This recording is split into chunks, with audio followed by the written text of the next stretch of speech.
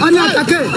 Nous sommes attaqués, les mains nues. Les mains nues, nous sommes attaqués. Les mains nues, nous sommes attaqués. On ne fait plus fort. Il ne nous a rien foutu.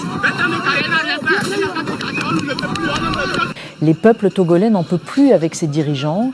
Ils ont levé la voix au travers les manifestations. Le Togo traverse une période de profond bouleversement marquée par une contestation populaire croissante et des changements institutionnels majeurs. La récente transition vers un régime parlementaire a bouleversé l'équilibre du pouvoir, plaçant Faure Gnassingbé à la tête du Conseil des ministres après avoir dirigé le pays pendant près de 20 ans. Mais cette transformation politique n'a pas apaisé les tensions.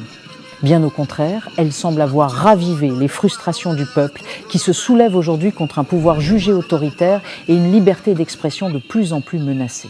Dans ce climat de révolte, des rumeurs circulent sur une possible fuite de Faure Gnassingbé vers le Burkina Faso. Nous apprenons que le président du Togo, Faure Gnassingbé, est au Burkina Faso où il a fui depuis minuit hier.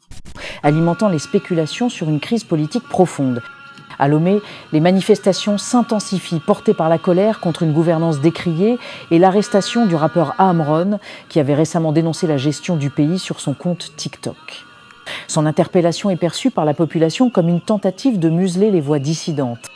Sa famille réclame justice et exige sa libération, affirmant qu'il a été contraint de retirer ses propos et de s'excuser sous pression des autorités. J'aimerais pouvoir saisir cette occasion pour demander pardon et présenter mes sincères excuses à Monsieur Faure, à son Excellence Faure Gnassingbé, président du Conseil des ministres, par rapport à mon comportement déviant, discourtois et outrageux. Et je prends conscience de la gravité de mes propos et de mes travers.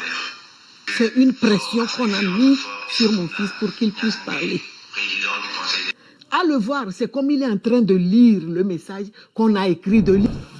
Cet épisode ne fait qu'amplifier les tensions, jetant une lumière crue sur les pratiques répressives du pouvoir. Faure Gnassingbé, fils de Gnassingbé Eyadema, qui a dirigé le Togo pendant 38 ans, est arrivé au pouvoir en 2005 dans un contexte électoral très contesté. Réélu à plusieurs reprises, il a consolidé son influence malgré les vives critiques sur sa gouvernance et les atteintes aux libertés démocratiques. En 2025, il opte pour une réforme du système politique, abandonnant la présidence pour prendre la tête du Conseil des ministres, un changement qui suscite des réactions mitigées. Alors que le pays est en pleine tourmente, l'avenir du Togo demeure incertain. Si la fuite présumée de Faure Gnassingbé se confirme, ce pourrait être un tournant historique qui reconfigurerait complètement le paysage politique du pays.